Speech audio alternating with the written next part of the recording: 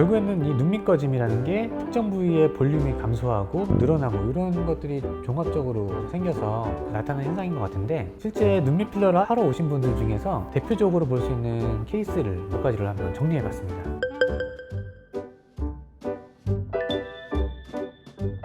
안녕하세요. 저희는 브라더의 피부과 전문의 김현우, 피부과 전문의 김주하입니다. 오늘은 필러 중에서도 가장 어려운 부위라는 눈밑 필러에 대해서 다뤄볼 건데요. 하루 종일 필러만 하시고 1년 내내 필러만 하고 있으신 저희 피부과의 필러 머신 김주하 원장님과 함께 하도록 하겠습니다. 눈밑 필러가 굉장히 어려운 부위다라고 저는 알고 있거든요. 눈밑은 얼굴의 중앙에 거의 있거든요. 시술 후에 볼륨이 찼을 때 평가하는 데 있어서도 굴곡이나 채워짐의 정도나 이런 거에 대해서 당연히 예민할 수밖에 없고, 워낙에 움직임이 많고 변화무쌍한 부위다 보니까 시술하는 입장에서는 그 부분에 들어가기 위해서 다른 곳에 넣어야 될 때가 있거든요. 그러다 보니까 이제 넣기 어려운 면도 있어서 눈밑 시술이 어렵다고 생각하는 것 같습니다.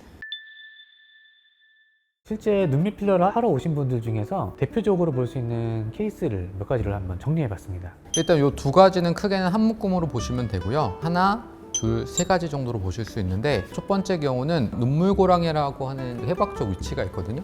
그 고랑만 위주로 꺼진 경우라고 보시면 될 것 같아요. 이런 경우가 가장 많은 경우이기도 하고요. 같이 묶어서 보여드리는 이유는 이 고랑 위쪽에 눈밑 지방이 꽤나 튀어나오는 분들도 있거든요. 좀 심해진 사진 하나 보여드렸다고 생각하시면 될 것 같고, 두 번째 경우는 고랑을 포함해서 고랑 아래쪽까지 좀 이렇게 넓게 꺼진 경우라고 보시면 돼요. 눈밑이 아니라 이렇게 아래쪽까지 좀 넓게 꺼진 경우, 이런 경우 보시면 될 것 같고, 마지막 경우는 눈물고랑이 위쪽이 전반적으로 꺼진 경우, 눈물고랑과 애교 사이인 여기가 꺼진 경우가 마지막 경우라고 생각하시면 될 것 같아요. 실제로 이렇게 영상을 보시는 분들은 이렇게 거울 보시면서 내가 어떤 케이스에 해당하는지 한번 찾아보는 것도 괜찮을 것 같아요. 필러도 있겠지만은 꺼진 볼륨을 채우는 게 콜라겐 부스터 종류도 있을 거고, 지방 이식하는 방법도 있다고 알고 있어요. 그런 다른 시술 대비 필러가 갖는 장점이 좀 있을까요? 전 크게는 두 가지 정도로 둘 수 있는데, 필러가 가장 디테일하게 주입을 할 수 있고, 또 두 번째 이유는 되돌릴 수 있기 때문이라고 생각하거든요. 아시겠지만 지방 이식이라는 건 어느 정도 지방을 이쪽으로 이식해 놨을 때 그 전체가 생착을 하는 게 아니라 일부가 생착을 하거든요. 처음에 주입량 대비 생착하는 양을 어림잡는 것이 정확하게 예측하기 어려워요. 그리고 콜라겐 재생을 유도하는 것 자체도 역시나 주입을 하고 나서 천천히 차오르는 거기 때문에 정말 어떨지 모르거든요. 결국 넣어준 볼륨으로 딱 찾는 건 필러밖에 저는 없다고 생각하기 때문에 그 눈 밑에서는 필러가 가장 효과적이지 않나 이렇게 생각을 하고요. 두 번째 이유는 잘못됐을 때 뭔가 되돌려야 될 수도 있잖아요. 그럴 때 필러는 좀 쉽게 주사로 간편하게 원래대로 되돌릴 수 있는 반면에 그 두 가지는 간편하게 없앨 수가 없거든요. 그리고 완전히 처음으로 되돌린다는 건 솔직히 불가능에 가깝기 때문에 원상 회복이 가능하다는 점에서 필러가 가장 또 큰 장점이지 않을까. 이게 첫 번째로 보여주신 그 사진이었잖아요. 눈물고랑이 꺼진 케이스였죠. 어떻게 시술하신 거죠? 꺼진 고랑 부분이 잘 채워진 시술 후 한 3주 정도 뒤의 사진인데, 그 라인이 좀 부드러워지면서 눈밑의 그늘도 좀 없어지고 전부 다 많이 밝아진 느낌? 눈밑을 할 때는 좀 다른 물성이라고 하죠. 그러니까 조금 더 부드러운 거, 조금 더 단단한 거, 이렇게 두 가지의 필러를 조합으로 해서 하게 되는데, 두 개를 합쳤을 때 총 주입량은 양쪽 눈 합쳐서 1cc가 안 되는 경우입니다. 되게 소량으로 했네요. 네, 필요한 곳에만 좀 넣는다면 굳이 많은 양이 필요하지 않기 때문에 두 가지 필러를 조합해서 했습니다. 네. 이거는 이제 아까 설명해 주신 눈물고랑이 꺼져 있으면서 불룩한 맞아요. 이런 케이스거든요. 네. 이거는 이제 어떻게 된 걸까요? 전 눈밑 지방이 이렇게 많이 튀어나왔다면 일단 눈밑 지방 재배치 내지 눈밑 지방을 제거하는 수술을 권하긴 하거든요. 지금 필러 시술도 걱정하시거나 이런 분들도 많은데 수술은 더 하잖아요. 그러니까 눈밑 지방이 튀어나오면 심하더라도 수술을 원치 않는 분이 분명히 있거든요. 그래서 이런 경우에는 튀어나온 눈밑 지방을 악화시키지 않으면서 적절하게 일단 채우는 경우라고 볼 수 있고, 이런 경우는 눈밑 지방이 안 튀어나온 경우보다는 조금 더 들어가게 되는데요. 그래도 한쪽 눈단 전 0.5는 안 넘었던 것 같아요. 그래서 양쪽 합쳐서 1cc 전후여지 않았을까 싶습니다. 설명해 주신 요 밑이 같이 좀 넓게 꺼진 그런 케이스죠. 이거는 이제 어떻게 시술이 된 거죠? 이 부분은 고랑 밑쪽 악광대까지 좀 꺼진 경우이기 때문에 큰 느낌의 삼각형을 좀 전반적으로 올려서 이 눈 밑에 굴곡을 덜하게 한다고 보시면 될 것 같아요. 이게 아무래도 좀 넓게 올렸으니까 용량이 좀 더 많이 들어가나요? 고랑을 넣는 것보단 당연히 좀 더 많이 들어가는데, 그렇다고 막 2배씩 들어가고 이런 개념은 아니었던 것 같고, 양쪽 합쳐서 한 1.5cc 이내? 많이 안 들어갔네요. 네. 양쪽 다 해서. 그쵸. 네. 이게 마지막으로 여기 이제 눈물꼬랑 위쪽이 꺼진 케이스였죠?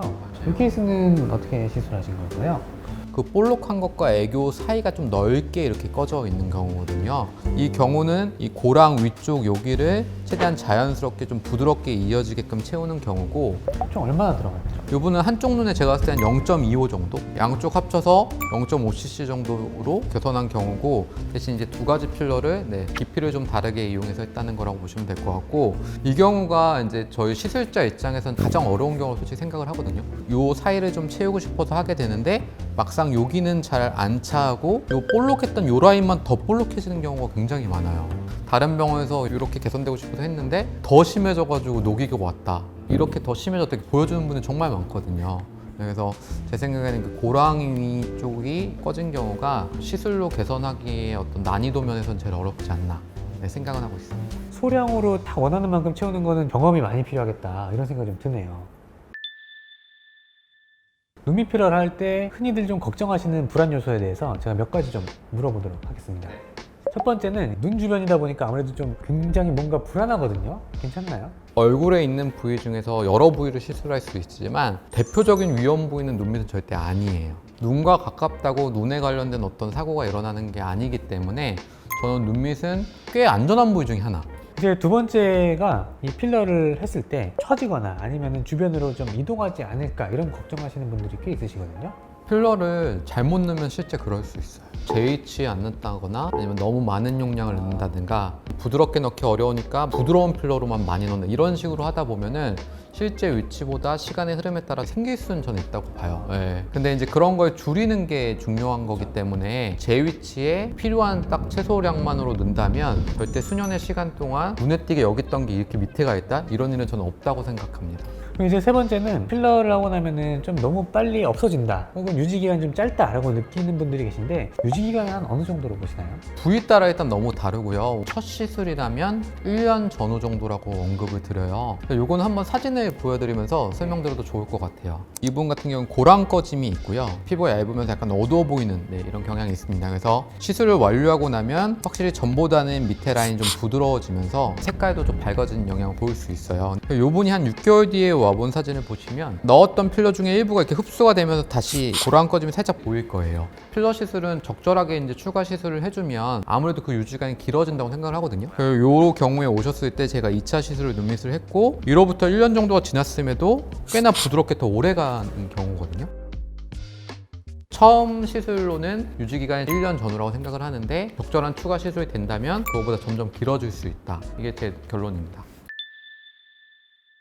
지금까지 이제 눈밑 필러에 대해서 자세히 설명을 해주셨는데요. 이 영상을 보시고 눈밑 필러를 좀 해볼까 라고 고민하는 분이 계실 것 같아요. 그런 분들에게 마지막으로 해주실 한 말씀이 있으실까요? 모든 부위의 필러 시술을 할 때 제 나름의 원칙 내지 제가 추구하는 건 일단 최소의 양으로 적재적소에 넣어서 최대 효과를 내고 싶은 거기 때문에 눈밑 필러라고 하면 안 된다거나 대부분 망한다든가 이렇게 너무 걱정하지 마시고, 혹시 눈밑에 꺼짐이 있으신 분이라면 최소량으로 적재적소에만 잘 넣는다면 충분히 의미 있는 결과를 오랫동안 자연스럽게 유지할 수 있으니까 고려해 보셔도 될 거라고 생각합니다. 예, 오늘 주제는 이것으로 마무리하고요. 다음번에도 좋고 재미있는 주제로 찾아오도록 하겠습니다. 이상 피부라더의 피부과 전문의 김현우, 피부과 전문의 김주하였습니다. 감사합니다.